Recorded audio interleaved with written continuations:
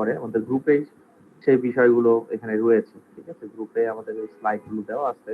আমি তারপরে একটু রিকল করব, কারণ অনেক স্টুডেন্ট অনেক ক্লাসে উপস্থিত থাকে না, অথবা কোনো কারণে এইগুলো একটু গুছানো থাকে না। ঠিক আছে? দেখো আমরা একটু জাস্ট একটু বলি যে প্রথমে আমরা ফাইনাল টার্মে যেটা পড়েছি RM লেকচার 9 থেকে 10 সায়েন্টিফিক ম্যাথ কোর্স 2। ঠিক আছে? অর্থাৎ এই লেকচারটা আমরা এটা পড়েছি। টেবিল, গ্রাফ এইগুলো নিয়ে তোমাদেরকে আমি ক্লাসে প্রথম দিকে এই বিষয়গুলোকে কভার করেছি। এবং সেকেন্ড সেটা হচ্ছে যে আমি তোমাদেরকে যেটা পড়িয়েছি সেটা হচ্ছে যে রিসার্চ প্রপোজাল। ঠিক আছে? যেটাকে আমরা বলতেছি, আমি একটা একটা করে গুছায় দিই। আমার কাছে মনে হয় এটা গ্রুপে আবার দিলে ভালো হয়। আমি আবার দিচ্ছি। এবং ফাইনাল টার্ম এটা কি স্প্রিং 4A and B।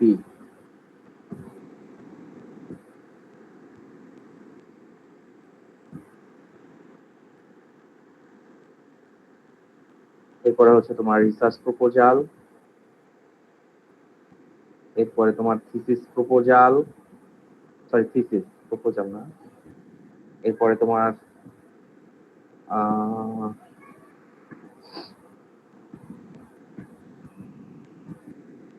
টুল নিয়েছিল। আচ্ছা, আমরা গ্রুপে দেখব। পাবলিশিং টুল ছিল,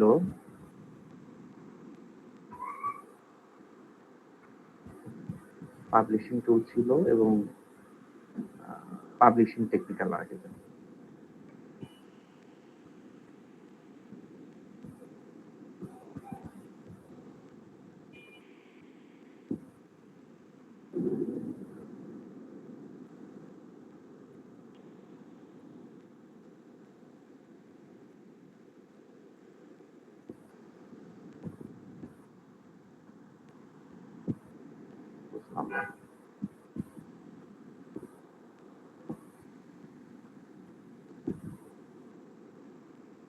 পাবলিশিং, আচ্ছা একটু ডাউনলোড করে নিচ্ছে।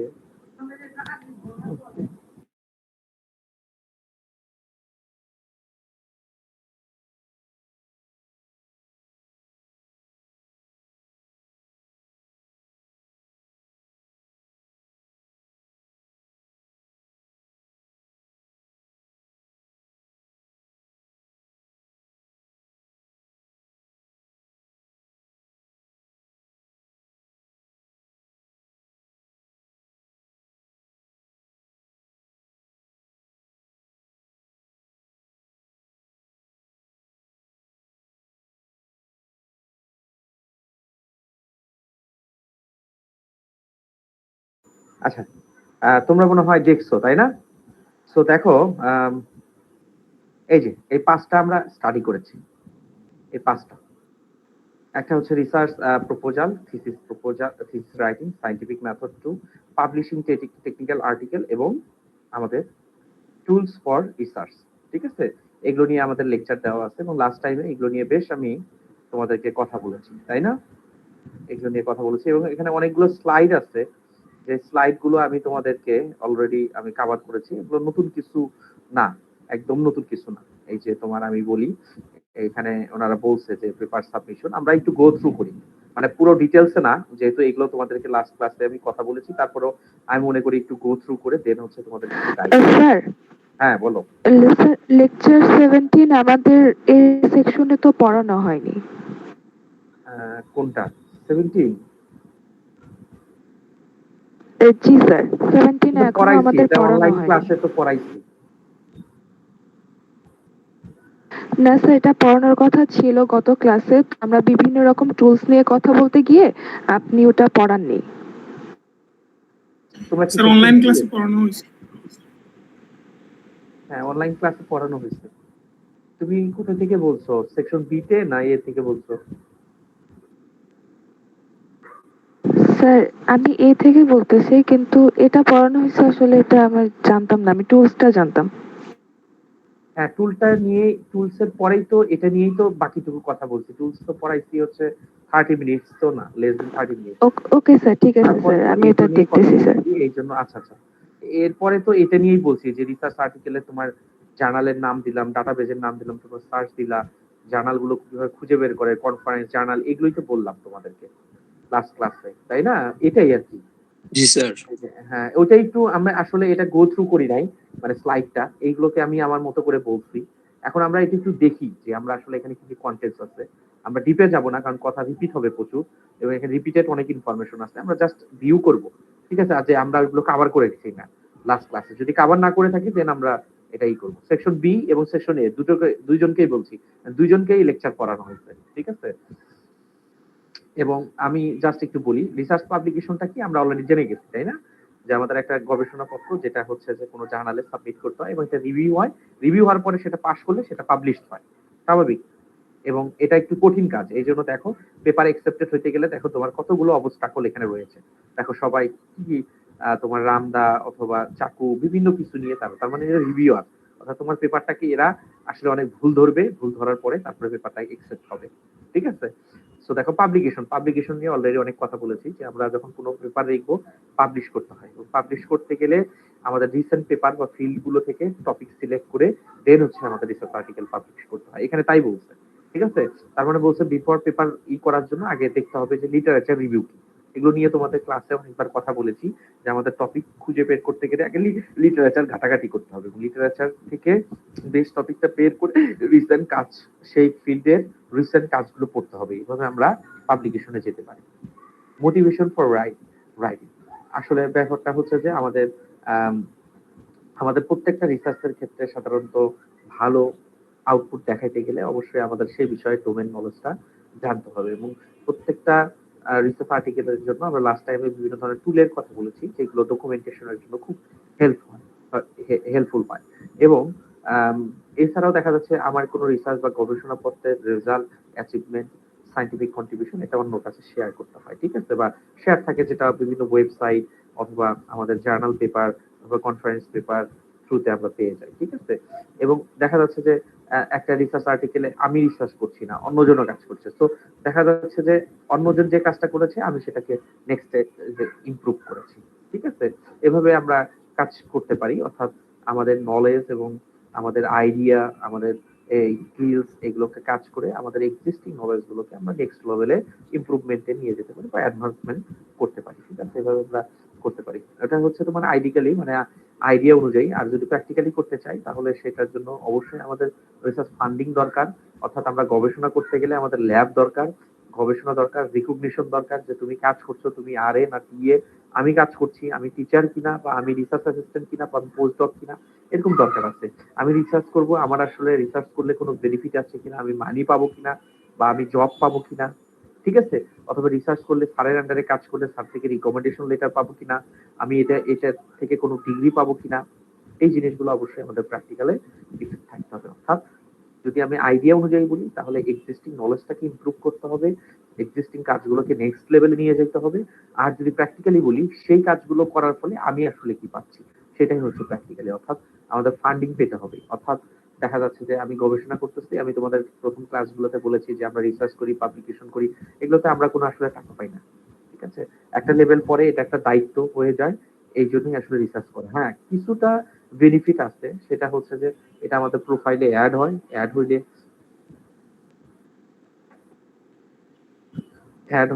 এই জিনিসগুলো আমাদের আসলে গুরুত্বপূর্ণ।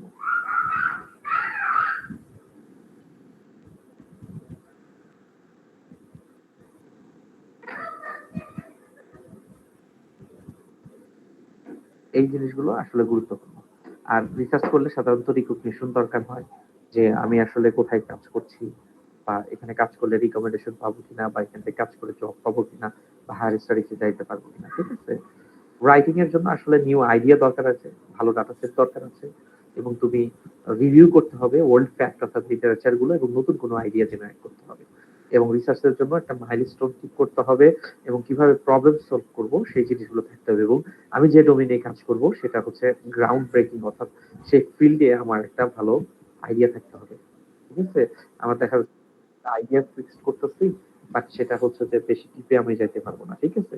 সো এইগুলো হলে হবে না, আমাদের অবশ্যই রিলেটেড ওয়ার্ক, ভালো আইডিয়া জেনারেট করতে গেলে রিলেটেড ওয়ার্ক করতে হবে, এবং সেই রিলেটেড ওয়ার্ক করে টপিক ঠিক করে সেটা দেখতে হবে কোন সাইডের ডাটা আছে। এই জন্যই আমরা বলতেছি new ideas, new fact, new data, এবং ইন্টেলিজেন্স রিভিউ, ওল্ড ফ্যাক্ট, আমার লিটারেচার রিভিউ, এবং আগে দেখা যায় রিসার্চ মাইলস্টোন কমপ্লিটেড, আমার ম্যাচিউর কোনো রেজাল্ট আছে কিনা আমার রিসার্চের জন্য, আমার প্রবলেম সলিউশনস এটা আসলে অনেক জনের জন্য হেল্পফুল হবে কিনা, অথবা আমি যেটা নিয়ে কাজ করছি এটা গ্রাউন্ড ব্রেকিং কোনো আইডিয়া কিনা।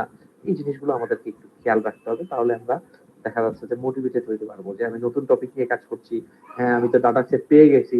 দেখা যাচ্ছে তোমার টিচার তোমাকে ডাটা সেট টপিক দিয়ে দিচ্ছে, বাট তুমি এসে ডাটা সেট পাচ্ছ না। Now right now you are demotivated, sir আমি তো এই বিষয়ে ডাটা সেট পাচ্ছি না, স্যার ডাটা সেট পাইলেও ভালো ডাটা সেট পাচ্ছি না, আমি কিভাবে কাজ করবো স্যার, আমি ডাটা সেট কালেক্ট করতে হবে প্রাইমারি নাকি সেকেন্ডারি নিয়ে কাজ করবো। So there are a lot of difficulties in research actually. In that time actually মানে ওই সিচুয়েশনে তুমি ডিমোটিভেটেড হয়ে যেতে পারো। তো অনেক বিষয় আসলে মোটিভেশনের সঙ্গে জড়িত আছে। দেখা যাচ্ছে তুমি লিটারেচার রিভিউ করতেছো, আগেগুলো is too difficult, there lot of mathematical equation and it's hard to understand all the equations by yourself. So in that case actually student can be demotivated. So there have a lot of way to demotivate from the research and it's not a easy way, খুব easy way না, বুঝছো? মানে এখান থেকে আসলে নিজেকে তৈরি করতে গেলে you have to spend lot of time, এবং প্রিপারেশন থাকতে হবে, এবং তোমার মোটিভেশন থাকতে হবে। That's the most important thing in research. তো এইগুলো হচ্ছে বিষয় বিষয় হচ্ছে রাইটিং এর ক্ষেত্রে আমাদের দেখতে হবে যে আমি তোমাদেরকে বলেছি যে রাইটিং এ কিছু ইথিক্স রয়েছে, তাই না? আমাদের রাইটিং দেখা যাচ্ছে লিখতেছি, আহ, লেখার সময় আমরা বলতেছি যে আমি তো এটা পাবলিকেশন করতে পাই, আমি ইনক্রিজ করতে চাচ্ছি বেশি বেশি, lot of publication I want to do in the writing the paper actually.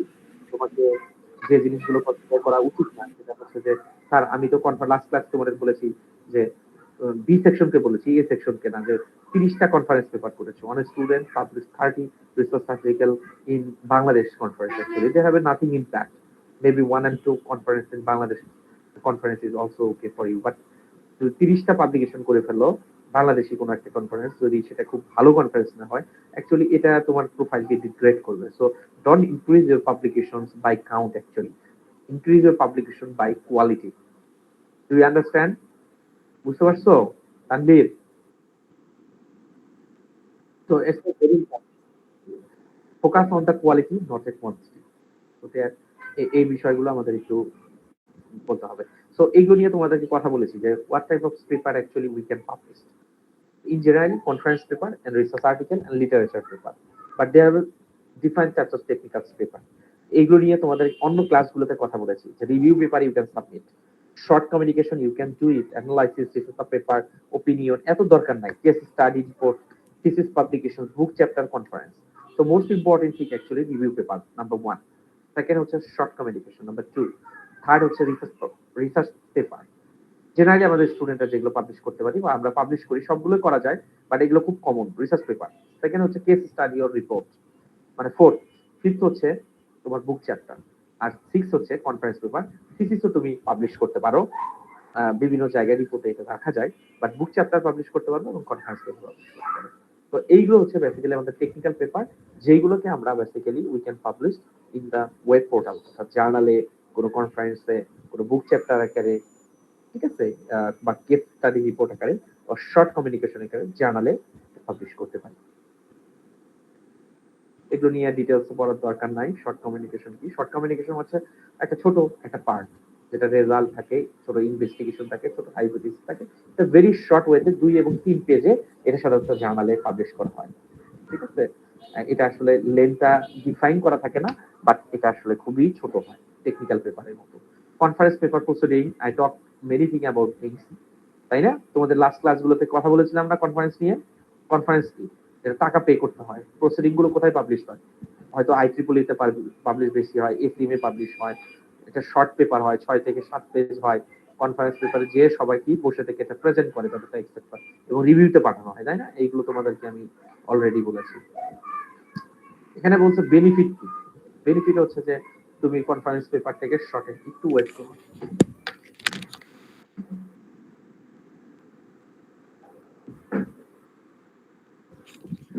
Conference পেপারের সবচেয়ে বড় বেনিফিট হচ্ছে এটা শর্ট টাইম অফ পিরিয়ডে এটা পাবলিকেশন হয় না, হয়ে যায় কিন্তু টাইম একটু লাগে, ঠিক আছে। এটা ডিপেন্ড করে এখন সিচুয়েশনের উপরে যে পাবলিকেশন হয়তো 5 থেকে 6 মাসের মধ্যে পাবলিকেশন হয়ে যায়, ঠিক আছে।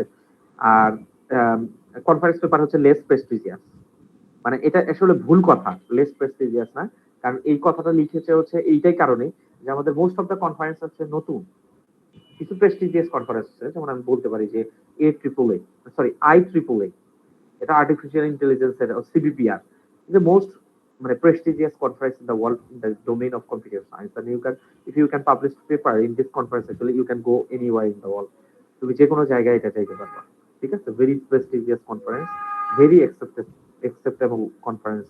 আমি যে দুটার নাম বললাম IEEE and CBPR, both are related to the computer science and especially for the artificial intelligence and computer vision, ঠিক আছে। সো বেনিফিট হচ্ছে লাইভ এক্সচেঞ্জ আইডিয়া করা যায়। আমি কি বলেছিলাম লাস্ট ক্লাসে সেকশন এ এবং বি কে, যে আমরা কোনো কনফারেন্সে যাচ্ছি, যাওয়ার পরে লাইভ সেশন, তুমি প্রেজেন্ট করতেছো আমি বসে থেকে দেখছি, আবার আমি প্রেজেন্ট করছি তুমি দেখছো, তাহলে কি হচ্ছে তোমার আইডিয়াটা শেয়ার হচ্ছে, ফ্রেন্ড হচ্ছে, একটা কি হচ্ছে, এবং সাইন্টিফিক ট্যুরিজম হচ্ছে। সাইন্টিফিক কারণ কি কনফারেন্সটা শুধু বাংলাদেশে হয় না, বাইরে হয়। তুমি ইউএসএ বা ইউকে বা চায়নাতে তুমি কনফারেন্স দিছো, সেখানে গেছো, যার পরে দেখবা যে ওখানে ভেরিয়াস কান্ট্রির কালচারের লোকজন চলে আসছে। তো during the মানে lunch, during the break you can talk with them and make friends. So this is the scientific tourism. The scientific কালচারের জন্য, সায়েন্টিফিক কাজের জন্য তুমি অন্য দেশ ভিজিট করছো, ঠিক আছে। এন্ড দেখতে ডিমেরিট হচ্ছে কনফারেন্স অনেক জায়গায় দেখা যাচ্ছে এটাকে কাউন্ট করে না, যেমন আমাদের ড্যাফোডিলি এখন আর কাউন্ট করতেছে না, আমাদের কনফারেন্স পেপার করলে তারা আমাদের সিভিতে এটা কাউন্ট করছে না, তারা এটা কাউন্টও করছে না, জার্নাল পেপার করতে বলছে। এবং কনফারেন্স পেপার করতে মানি লাগে, তবে এটা খুব কম, বাংলাদেশের জন্য খুব কম লাগে, বাইরের দেশে এটা কস্ট লাগে, জার্নাল করতেও মানি লাগে। তো বেনিফিট এবং ডিমেরিট দুটাই রয়েছে কনফারেন্সের জন্য। কনফারেন্সের পারপাস কি, এগুলো লাস্ট টাইম তোমাদেরকে প্রচুর বলেছি, আমাদের উদ্দেশ্য কি।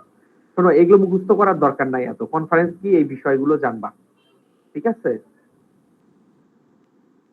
এগুলো স্কিপ করো, ব্যাড কনফারেন্স, এগুলো তোমরা যেহেতু এখনো ওই স্টেজে যাও নাই। দেখো কনফারেন্সের জন্য দেখো ডেট গুলো থাকে, কনফারেন্স পেপার, আমরা কনফারেন্সের জন্য লাস্ট ক্লাস কোন ওয়েবসাইট দেখাইছি বলো তো, বলতে পারবা? এলসপিআর কনফারেন্সের জন্য আমি বলেছি কনফারেন্স অ্যালার্ট,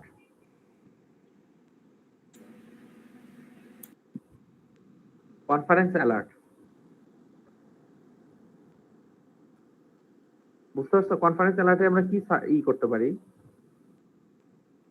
তোমাদের লাস্ট ক্লাসে ভুলে গেছো? স্যার স্প্রিঞ্জারের কথা বলছিলেন মনে হয়। হ্যাঁ,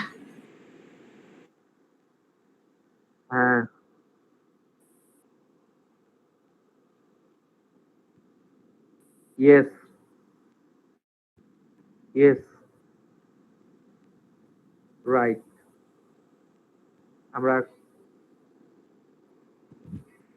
অবশ্যই আমাদের কনফারেন্স অ্যালার্টে গিয়ে আমাদের স্যার বলেছিল কি যে আমাদের ওয়ার্ল্ডের বিভিন্ন জায়গায় কনফারেন্স হয়, সেই কনফারেন্স গুলোকে জানতে গেলে আমাদের কি করতে হবে, ওই কনফারেন্স অ্যালার্টে গেলে আমরা কান্ট্রি ওয়াইজ সেটা সিলেক্ট করতে হবে, এবং একটা ওয়েবসাইটে গেলে সেখানে দেখতে পাবো সাবমিশন ডেট রয়েছে, ডেডলাইন ডেট রয়েছে, নোটিফিকেশন কবে পাওয়া যাবো, অথবা তোমার ক্যামেরা রেডি কবে তৈরি করতে হবে, কনফারেন্স কোথায়, কিভাবে, সবকিছু দেখতে হবে, ঠিক আছে। এটা হচ্ছে বিষয়। এখানে ব্যাট কেন বলছে, তোমরা হয়তো বলতে পারো যে স্যার এটা দেখায় বলতেছে যেটা কনফারেন্সের ইনফরমেশন, আসলে এটা মার্চ 20 এবং মার্চ 31 কেন বলতেছে লাল করে, যে তোমার অ্যাবস্ট্রাক্ট সাবমিট করছো, নোটিফিকেশন কুইক দিছো, এটা হচ্ছে ব্যাট কনফারেন্স। এটা আসলে লজিক না, কথাবার্তা, বিভিন্ন সিচুয়েশন বা পেপারের অনুযায়ী আমাদের কনফারেন্সের ডেট আমরা চেঞ্জ করতে পারি এবং খুব কুইক টু রেসপন্স দিতে পারি। এখানে ডেটের জন্য ওরা আসলে এটাকে ব্যাট বলছে, ঠিক আছে, এগুলো লাগবে না। আচ্ছা, বুক চ্যাপ্টার, এটা একটু পড়াই। দেখো এই টপিক গুলো দিয়ে তোমরা নেটে একটু পড়বা, মুখস্থ করবা না। বুক চ্যাপ্টার মানে যে একটা বইয়ের একটা চ্যাপ্টার, কনফারেন্স থেকে বুক চ্যাপ্টার, অর্থাৎ আমাদের কোনো একটা রিসার্চ আর্টিকেলের একটা বইয়ের একটা কি থাকে, টাইটেল থাকে, বইয়ের টাইটেল থাকে না, ডাটা স্ট্রাকচার থাকে, মেশিন লার্নিং থাকে, ডিপ লার্নিং থাকে, রাইট। সো বেসিক্যালি এইগুলো কিন্তু আমাদের কি থাকে,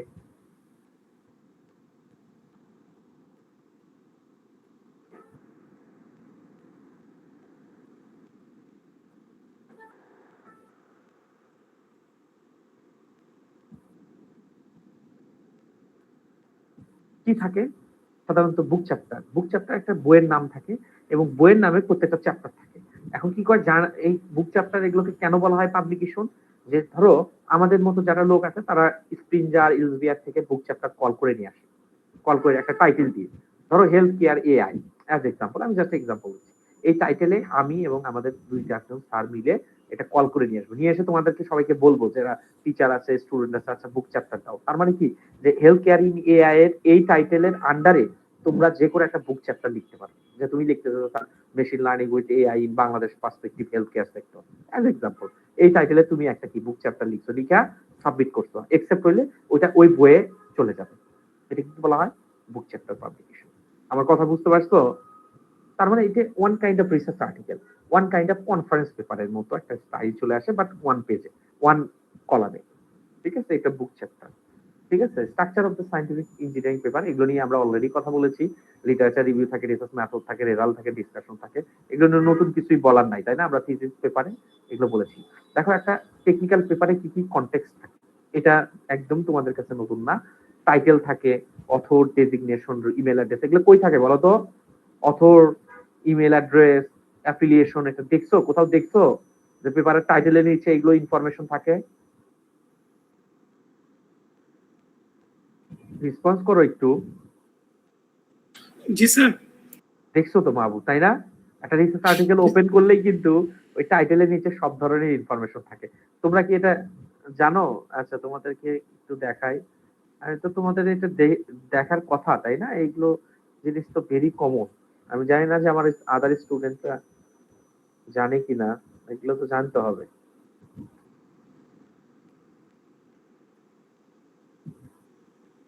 আচ্ছা এজ এক্সাম্পল আমি জাস্ট এখানে যা আছে এটাই আমি ওপেন করলাম, ঠিক আছে? এই যে দেখছো অথরের নাম, এটা অবশ্য ডিটেইলস দেয় না, এটা সাবমিশন। আমি এই যে দেখো, তো এটা পিডি না, পিডিএফ, এটাকে পাবো হয়তো।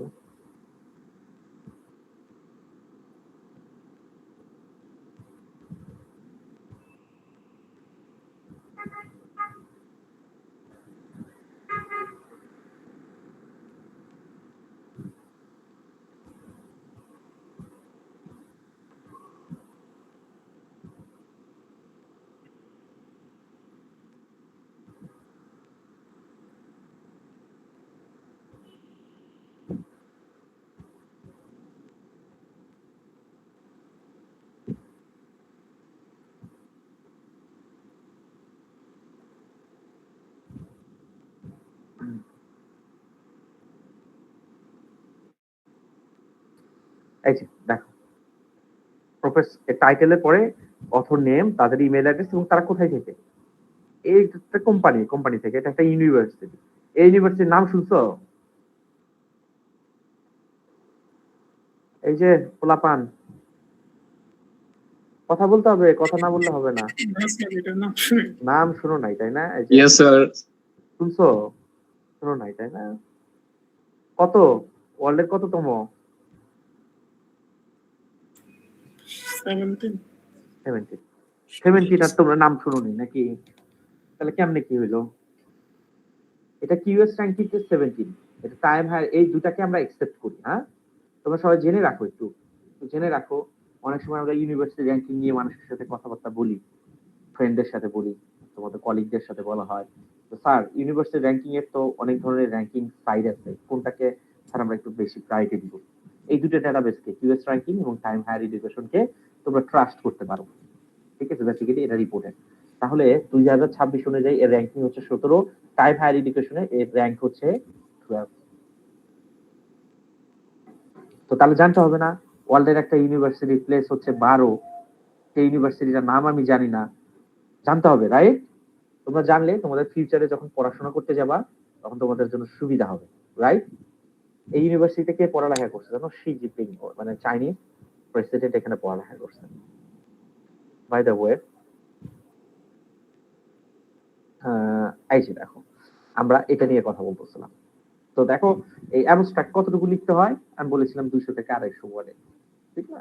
এটা শর্ট কমিউনিকেশন অথবা কিছু কিছু অ্যাবস্ট্রাক্ট ফিক্সড করে দেয়, কলেজে 100 ওয়ার্ডে লেখেন, 200 ওয়ার্ডে লেখেন, 150 ওয়ার্ডে লেখেন। তো ইন জেনারেলি আমরা টক করব, সেটা হচ্ছে কি 200 থেকে 250 ওয়ার্ড। ঠিক আছে, তারপর কিওয়ার্ড থাকে, তাই না? কিওয়ার্ডটা কি দেখি, আমাদের যে পেপারটা ভিউ করেছি সেখানে কিওয়ার্ড আছে কিনা আমরা একটু দেখার পর বোঝার চেষ্টা করি। দেখি দেখি এখানে কিওয়ার্ড, এই যে দেখো আমাদের এখানে কিওয়ার্ড গুলো কিন্তু দিয়ে দিয়েছে, দেখো সুন্দর করে। একটা পেপারে সাধারণত 5 থেকে 5টা কিওয়ার্ড, 5-6টা কিওয়ার্ড থাকে, ঠিক আছে? এগুলো কমন। তাহলে আমি রিসার্চ আর্টিকেল লিখতে গেলে আমাকে কিওয়ার্ড লিখতে হয়, অ্যাবস্ট্রাক্ট লিখতে হয় এবং এই বিষয়গুলোকে কভার করতে হয়।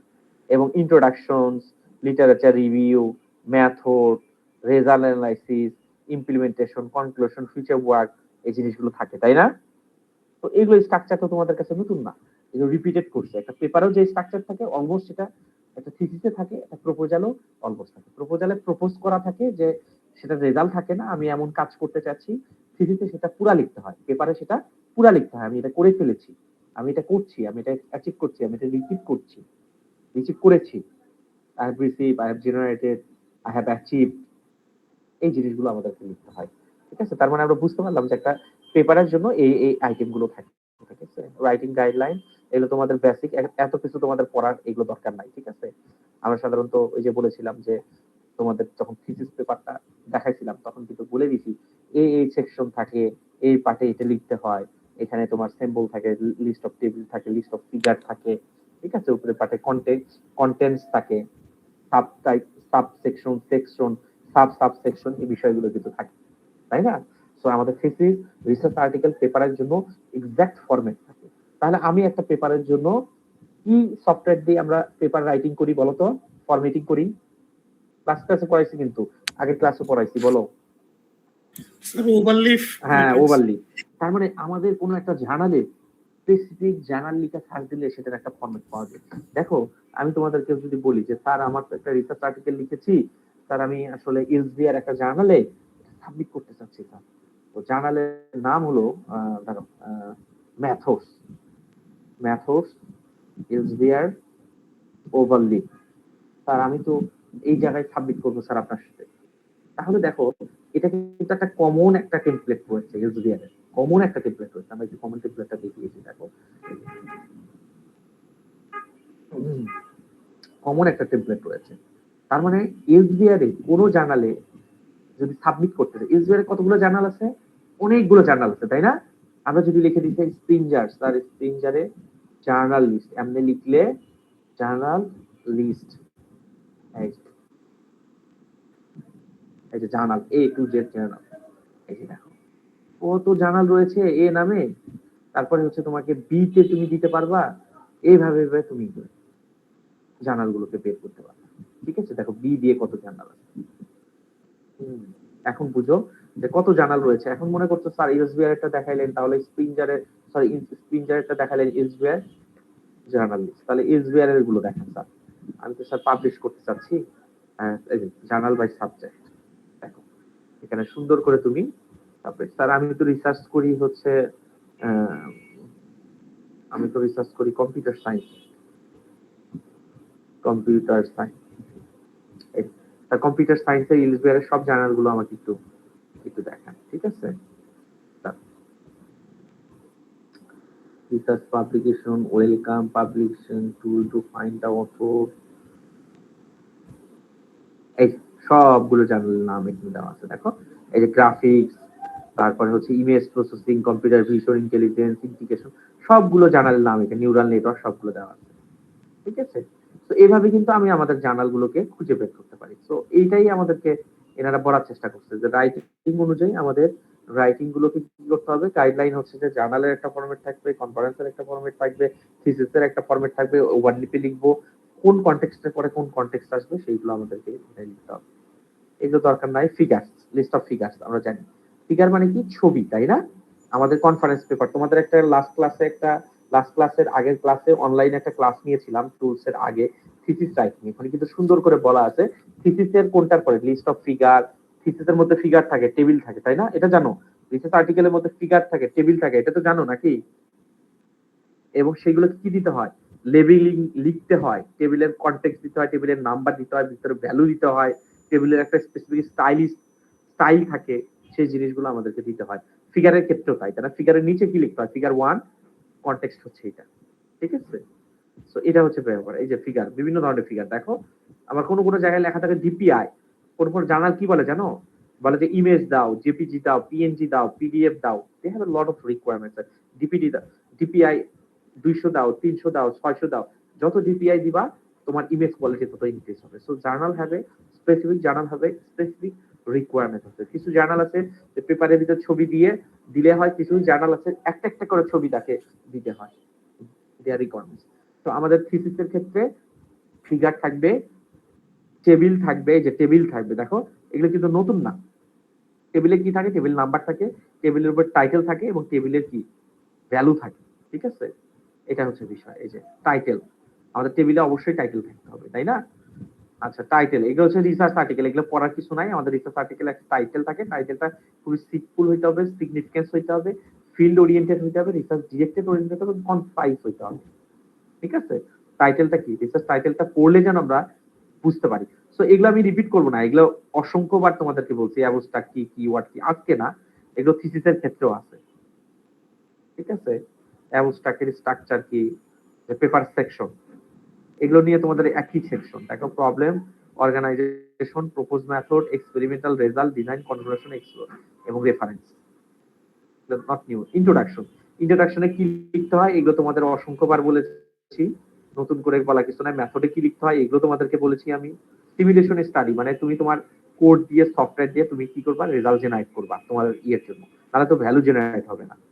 সফটওয়্যার ডেভেলপমেন্ট, যদি তোমার কোনো প্রজেক্ট থাকে, যদি তোমার থাকে, তাহলে এখানে ব্লক ডায়াগ্রাম আঁকতে হবে, টেকনিক্যাল ডেসক্রিপশন দিতে হবে, তোমার টুলস এর কোনো লিমিটেশন থাকলে সেটা দিতে হবে, যদি এখানে স্টেপ বাই স্টেপ কোনো ডাটা ফ্লো থাকে সেটা ব্লক ডায়াগ্রাম, ফ্লো চার্ট, এই জিনিসগুলো, প্রোগ্রামিং ল্যাঙ্গুয়েজ যেগুলো ব্যবহার করা হয়েছে সেগুলো সবকিছু তোমাদের এখানে দিতে হবে। আর যদি তোমার প্রপার সলিউশন থাকে কোনো কিছু, হার্ডওয়্যার, সফটওয়্যার, অ্যালগোরিদম, সেগুলো তোমাদের এখানে হাইলাইটেড করতে হবে।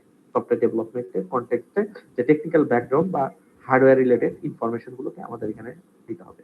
এক্সপেরিমেন্টাল, আমরা জানি যে প্রত্যেকটা রিসার্চের ক্ষেত্রে যদি এটা সায়েন্টিফিক রিসার্চ না হয় অথবা ইঞ্জিনিয়ারিং রিসার্চ হয়, তাহলে অবশ্যই এক্সপেরিমেন্ট থাকবে। এক্সপেরিমেন্ট থাকলে সেটা ভ্যালু থাকবে, সেটা টেকনিক থাকবে, সেটার জন্য রেজাল্ট জেনারেট হবে, সেটার জন্য গ্রাফ জেনারেট হবে, ঠিক আছে। দেখো এখানে এখানে বলে দিছে। এবং শুধু টেবিল এবং গ্রাফ জেনারেট করলে হবে না, সেইগুলো মিনিংফুল তোমার ডিসক্রিপশন দিতে হবে, অর্থাৎ কোন টেকনিকটা ভালো পারফর্ম করেছে, কোনটা লো করেছে, কেন করেছে, সেটার ব্যাকগ্রাউন্ড কি, এই জিনিসগুলো তোমার কনটেক্সট গুলো তুলে ধরতে হবে। তো এটা হচ্ছে এক্সপেরিমেন্টাল। এক্সপেরিমেন্টাল অর্থ হচ্ছে এক্সপেরিমেন্ট, এক্সপেরিমেন্ট করা। আচ্ছা, রেজাল্ট এন্ড ডিসকাশন, তার মানে এক্সপেরিমেন্ট করে গেলে তুমি তো টেবিল, গ্রাফ এইগুলো পাবা, সেগুলো রেজাল্ট এন্ড ডিসকাশন তোমাকে দিতে হবে। অর্থাৎ আমি তোমাদেরকে দেখাই এবং তোমাদেরকে আগেও আমি অনেক দেখাইছি, যে ধরো এটা হচ্ছে তোমার রিসার্চ আর্টিকেল, এটা হচ্ছে মেথড পার্ট, মেথডের ডায়াগ্রাম, এটা কিভাবে কাজ করেছে, এগুলো ডায়াগ্রাম। এই যে এই পার্টটা হচ্ছে এই যে এক্সপেরিমেন্ট অথবা রেজাল্ট। এক্সপেরিমেন্ট করে সে বলেছে কি কি দিয়ে এক্সপেরিমেন্ট করেছে, তারপরে যে রেজাল্ট পেয়েছে, রেজাল্ট গুলোকে সে টেবিল এবং গ্রাফ দিয়ে সুন্দর করে স্টেপ বাই স্টেপ দেখো সুন্দর করে তারা বর্ণনা করেছে। এই যে দেখো, এই যে প্রত্যেকটা পার্ট টেবিল গুলো বর্ণনা করেছে এবং গ্রাফ গুলোকে তারা বর্ণনা করেছে, এই যে এইগুলো পার্টে বর্ণনা করেছে।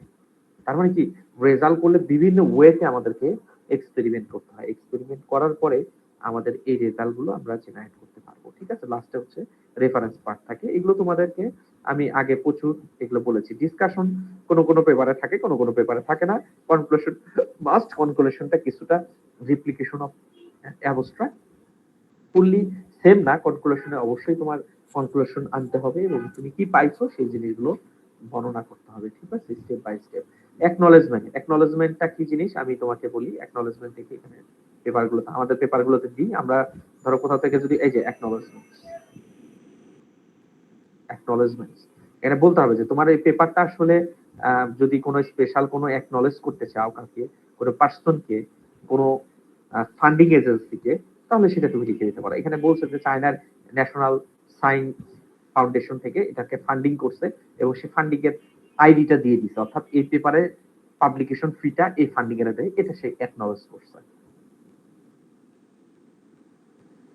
ঠিক আছে। এই যে অ্যাকনলেজ। অ্যাপেন্ডিক্স, অ্যাপেন্ডিক্স তোমাদের লাস্ট ক্লাসে বলেছি, লাস্ট ক্লাস না আগের ক্লাসে বলেছি। অ্যাপেন্ডিক্স হচ্ছে কোনো থিসিস বা রিসার্চ আর্টিকেলে বা কোনো পেপারের ক্ষেত্রে দেখা যায় যে কোড থাকে অথবা এক্সট্রা ইনফরমেশন থাকে, যেগুলোতে আমরা এটাকে ইউজফুল, অর্থাৎ আমাদের রিসার্চ আর্টিকেল, থিসিস বা প্রপোজালের জন্য যেগুলো সহায়ক এবং যেগুলো ইনসাইডে দেওয়া যায় না, আমরা নিচের দিকে অ্যাপেন্ডিক্স দিয়ে ওই কোডগুলো দিতে পারি, এক্সট্রা ফিগার দিতে পারি, এক্সট্রা টেক্সট দিতে পারি, এক্সট্রা অ্যালগোরিদম দিতে পারি, এক্সট্রা কোড দিতে পারি। এই জিনিসগুলো সাধারণত অ্যাপেন্ডিক্স। আমরা রেফারেন্স আমরা অলরেডি জানি যে রিসার্চ আর্টিকেল লিখতে গেলে অবশ্যই রেফারেন্স দিতে হয়, অর্থাৎ আমরা যে ইন্ট্রোডাকশন লিখেছি, আমরা যে মেথড লিখেছি, আমরা যে টেকনিকগুলো বর্ণনা করেছি পেপারগুলোতে, অবশ্যই এগুলো কোনো একটা পেপার থেকে আমরা আইডিয়া নিয়েছি, সেই আইডিয়াগুলো কোথায় থেকে নিয়েছি সেগুলো তো আমাদের টেক্সটের ভিতরে মেনশন করেছি রেফারেন্স আকারে 1 থেকে 30, 50, 60, 70, ওইগুলোকে আমরা নিচের দিকে আমরা রেফারেন্স টাইপ করতে পারবো। লাস্টে রেফারেন্সিং টুল নিয়ে আমরা কথা বলেছি, মেন্ডেলে রয়েছে, তাই না? এগুলো দিয়ে আমরা কিন্তু এটা ম্যানেজ করতে পারি। ল্যাটেক্সে আমরা বিপ টেক্সট দিয়ে এটা আমরা ম্যানেজ করে ফেলি, ঠিক আছে? প্রত্যেকটা রিসার্চ আর্টিকেলের ক্ষেত্রে আমাদের রেফারেন্স গুলো থাকতে হয়। এগুলো যদি বুঝো যে রেফারেন্স কি জিনিস, মেথড পার্ট কি জিনিস, তাহলে তোমাদের জন্য ইজি। দেখো অথরশিপ, প্রত্যেকটা রিসার্চ আর্টিকেলে অথর থাকে, ঠিক আছে? অথর করতে গেলে সেই অথরের অবশ্যই কন্ট্রিবিউশন লাগে। অর্থাৎ তোমাদেরকে একটু ছোট করে বলি, দেখো এই একটা রিসার্চ আর্টিকেলে কিছু অথর অবশ্যই আছে, তাই না? এই যে অথর রয়েছে। এই অথরগুলোর কাজ কি? এই অথরগুলোর কাজ হচ্ছে নির্দিষ্ট পার্ট কন্ট্রিবিউশন করা। অর্থাৎ কেউ হয়তো রিসার্চের এক্সপেরিমেন্টটা করে দিয়েছে, কে হয়তো রিসার্চ রাইটিংটা করেছে, কে হয়তো আইডিয়া জেনারেট করছে, কে হয়তো এটাকে রিডিং করে, প্রুফ রিডিং করে সুপারভাইজ করেছে। আমার কথা বুঝতে পারছো? আমি কিন্তু 4 জনের 4টা কন্ট্রিবিউশনের কথা বললাম। তো এখানে কি করছে, এটা আমার আইডিয়া নেই, জানা নেই, সেটা অনেক সময় পেপারে লেখে, বাট আমি 4 জনের জেনারেলি যে কাজ রিসার্চ আর্টিকেলে ক্ষেত্রে থাকতে পারে। তোমাদের 4 জন বন্ধু একটা রিসার্চ আর্টিকেলে অনেক রকম, অনেক 5টা, 7 জন, 2 জন, 1 জন, 4 জন, 10 জন, 20 জন অথর হইতে পারে। এখন একটা অথরের একটা কন্ট্রিবিউশন থাকে। তোমরা 4টা ফ্রেন্ড, তোমরা কাজ করছো, হয়তো তোমাদের আমি পোস্টার ডিজাইন করতে বলছি, একজন কি কাজ করেছে, সে পোস্টারের আইডিয়া জেনারেট করছে, ইনফরমেশন গুলো দিয়ে সে আইডিয়া জেনারেট করছে,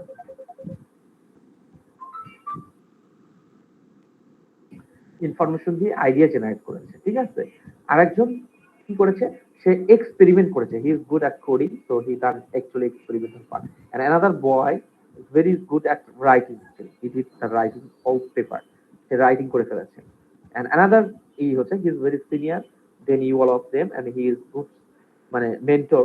তো সে কি করেছে, তোমাদের কাজগুলোকে অ্যাকুমুলেট করে সে রিভিউ করেছে, যে কি ঠিক আছে, তুই ডায়াগ্রাম আঁকাইছিস, তুই ফিগার আঁকাইছিস, দেখি কেমন হয়েছে, রাইটিং করেছিস, দেখি রাইটিং এর সবকিছু ঠিক আছে কিনা। আচ্ছা, ও তো ফান্ডিং অ্যারেঞ্জ করতেছে, দেখি ফান্ডিং এর ঠিক আছে কিনা। যাই এডিটিং করতেছে, রাইটিং করেছে, জার্নাল সাবমিট করছে, সে কনফারেন্স খুঁজতেছে, জার্নাল খুঁজতেছে, কোনটার জন্য সুইটেবল সেগুলো খুঁজতেছে, কি ভুল হয়েছে সে পেপারে বলতেছে, ঠিক আছে তুমি তো রাইটিং করছো, এই পার্টটাকে আর একটু ইমপ্রুভ করো। He is guiding, he is the mentor, he is the corresponding author. তো এই পেপারগুলোতে বিভিন্ন টাইপের অথর থাকে, যাদের কন্ট্রিবিউশনটা, অথরশিপের কন্ট্রিবিউশন থাকতে হয়। আদারওয়াইজ অনেক সময় কি হয় জানো, অনেক সময় বলে যে বন্ধু তুই তো পেপার করতেছিস, আমাকে তো বাইরে যেতে হবে, তুই আমার একটা কাজ কর না, একটু নাম লিখে দে, একটু নাম, আমাকে একটু হেল্প কর। এরকম হয় নাকি? এরকম হবে, তাই না? ফিউচারে অ্যাসাইনমেন্টের মতো কথা বলতেছো না কেন? এরকম হয় না অনেক সময়? হয় যে ঠিক আছে আমি তো এখন একটু ব্যস্ত, আমি তো রাস্তায় আছি, অথবা আমার শরীরটা খারাপ, তুই তো ভালো পারিস, আমার এই অ্যাসাইনমেন্টটা একটু করে দে, আমি একটু কপি করে স্যারকে জমা দিই। তো এটা অনেক সময় হয় কি, রিসার্চ আর্টিকেলের ক্ষেত্রে হয়, ঠিক আছে বন্ধু তুই তো ভালো কাজ পারিস, শুনছি যে তুই একটা পাবলিশ করছিস, আমার তো আসলে মাস্টার্স করতে বাইরে যেতে হবে, পেপার ছাড়া সুপারভাইজারকে কিভাবে মেইল করি, এটা তো আসলে মেইল করলে আমার অ্যাকসেপ্টেন্স হবে না, আবার অ্যাপ্লাই করতে তো টাকা পয়সা লাগে অনেক।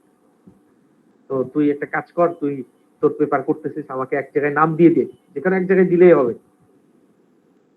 এরকম কিন্তু হবে কিছুদিন পরে, তোমরা কিন্তু এখনো পেপার করো নাই, এরকম রিকোয়েস্ট কিন্তু আসলে তোমরা তোমাদের ফ্রেন্ডদের করবা, ঠিক আছে? এই ধরনের রিকোয়েস্ট না করে, আমার কাছে মনে হয় আমরা তো টিচার, আমরা চাই তোমাদের ভালো।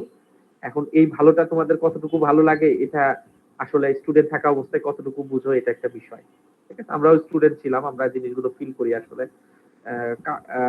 সো বিষয়টা হচ্ছে যে দেখা যাচ্ছে যে আম, আমরা 4 জন কাজ করলাম, ঠিক আছে তুই এই কাজটা কর, আমি এই কাজটা করব, আচ্ছা ঠিক আছে আমরা মিলেই কাজ করি, তাহলে ভালো হবে, রিসার্চ আর্টিকেলটা ভালো হবে। তুমি ডায়াগ্রাম আঁকো, আমি রাইটিং করি, আর হচ্ছে সুপারভিশন করে দিবে, সে আমাদের প্রুফ রিডিং করে দিবে, জার্নাল কনফারেন্স সার্চ করে দিবে, ঠিক আছে? টাকা লাগলে সে পেমেন্টের ব্যবস্থা করে দিবে, ঠিক আছে? আরেকজন ফ্রেন্ড আছে, ও হয়তো ডায়াগ্রাম ভিজুয়ালাইজেশন ভালো কাজ পারে, ঠিক আছে, তুই তাহলে ডায়াগ্রাম গুলো আঁকা, আমরা সেগুলো পেপারে অ্যাকুমুলেট করব। এভাবে যদি সবার কাজগুলোকে একটু করে ছোট ছোট করে ভাগ করে নাও, আমার কাছে মনে হয় যে তোমাদের মানে আউটপুটটা ভালো হবে।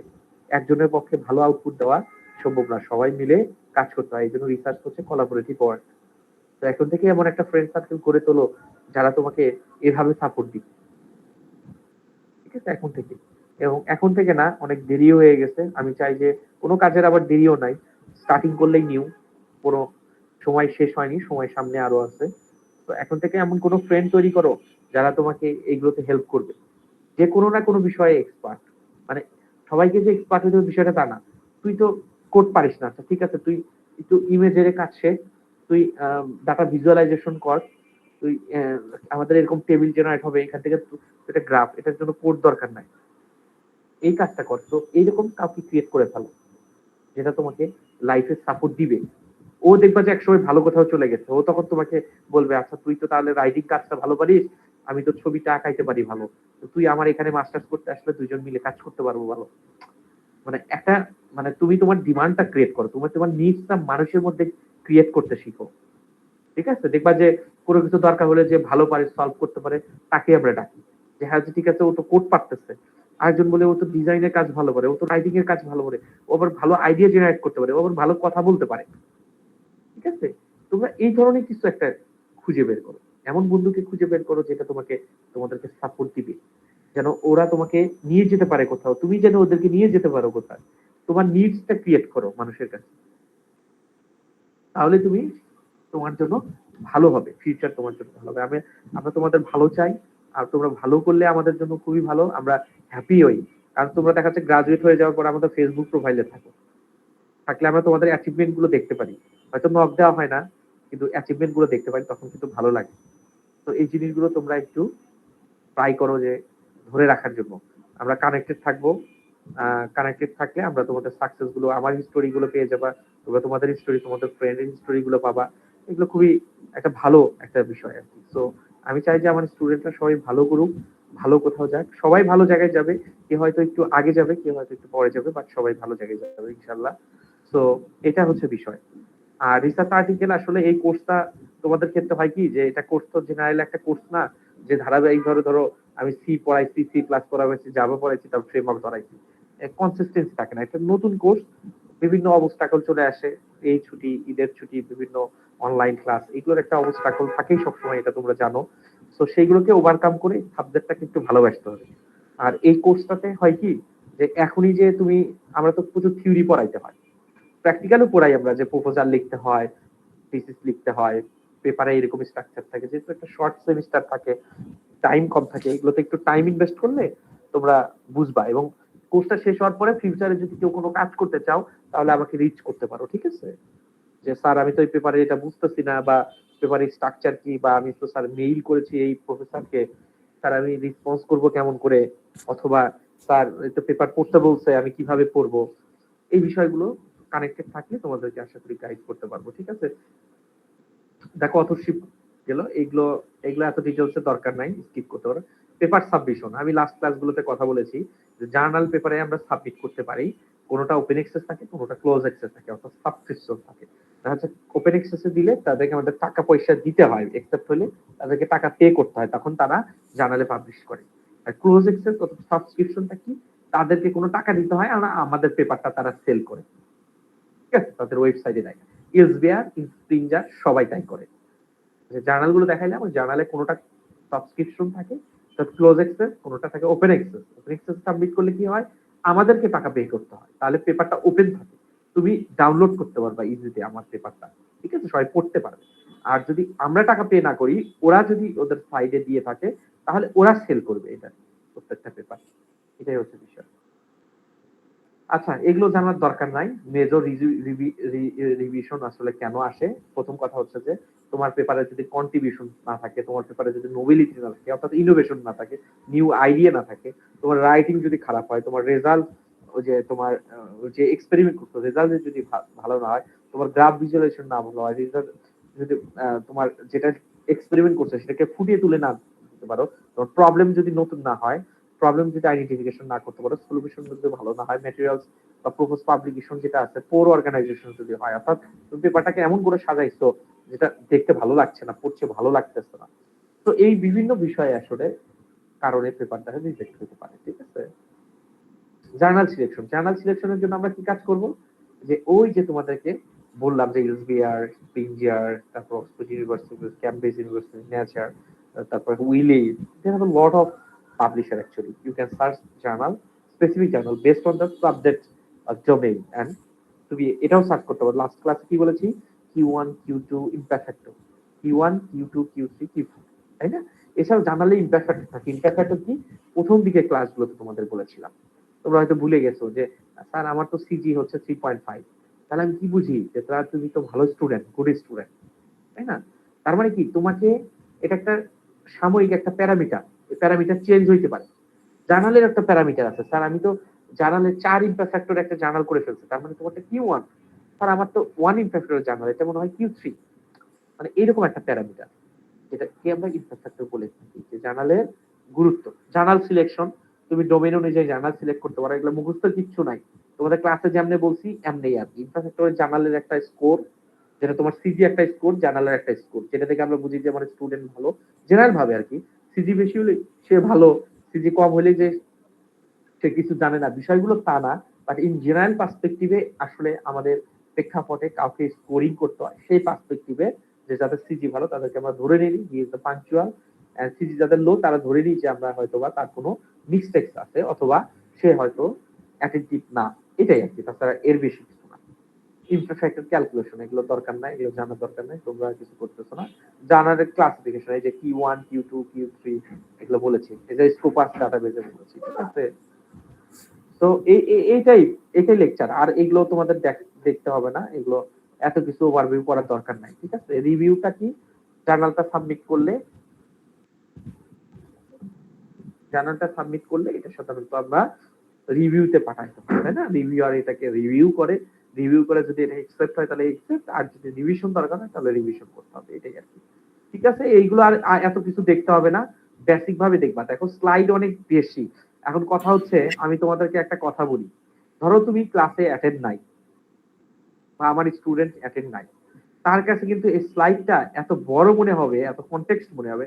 বাট যারা রেগুলার স্টুডেন্ট আমার ক্লাসে, তাদের কাছে এই স্লাইডটা বেশি বড় না। কারণ কি আমি বলি, এই যে জার্নালের কোয়ালিটি, যে শর্ট কমিউনিকেশন, কনফারেন্স, জার্নাল, একটা পেপারের স্ট্রাকচার কি, একটা জার্নালের স্ট্রাকচার কি, এইগুলো নিয়ে এসছে এখানে পেপার, এর চেয়ে বেশি কিছু নাই।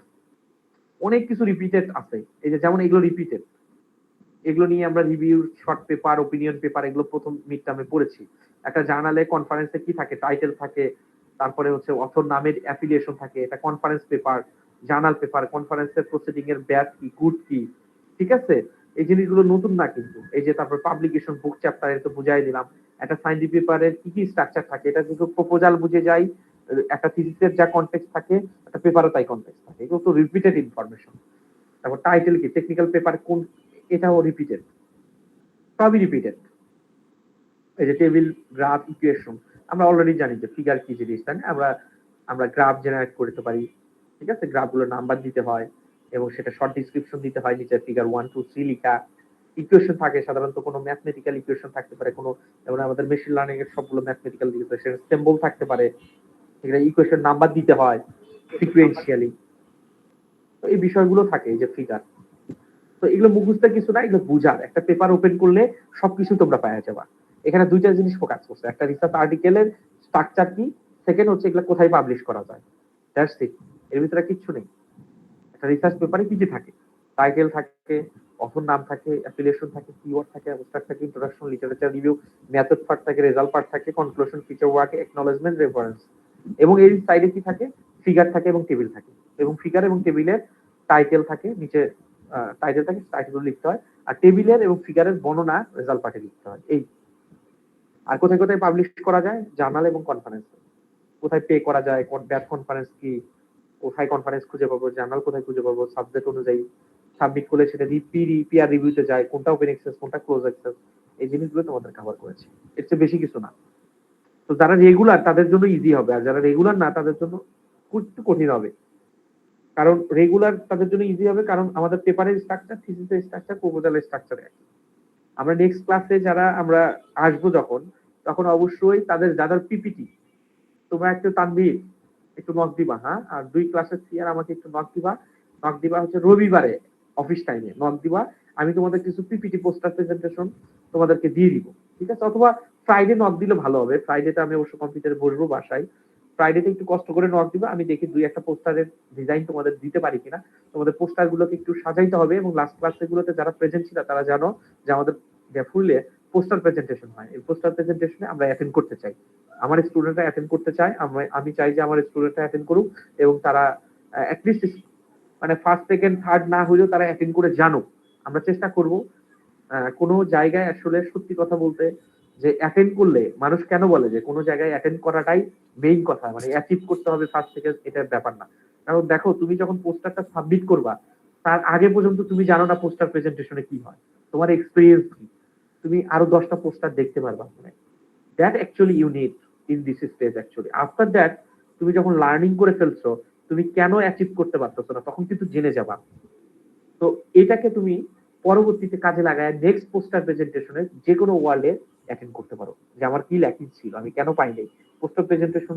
আসলে কি আমি প্রেজেন্টেশনে ভুল করেছি, নাকি আমার পোস্টারটাই ভালো ছিল না, নাকি আমার টপিকটা ভালো ছিল না, ল্যাকিংসটা বের করতে হবে, ঠিক আছে? এটা তাহলে তোমাদের জন্য সুবিধা হবে। আর তো তুমি মনে করছো যে ঠিক আছে আমি তো যাব না, আমি তো পারবো না, আমি তো আসলে এখানে ফার্স্ট সেকেন্ড থার্ড 3 জনকে দিবে, এর ভিতরে যে হুদাই যে আমি দাঁড়ায় থাকবো, আমি তো পারবো না, তাহলে কি হবে? তোমার সারা জীবন আর কোথাও ওখানে যাওয়া হবে না।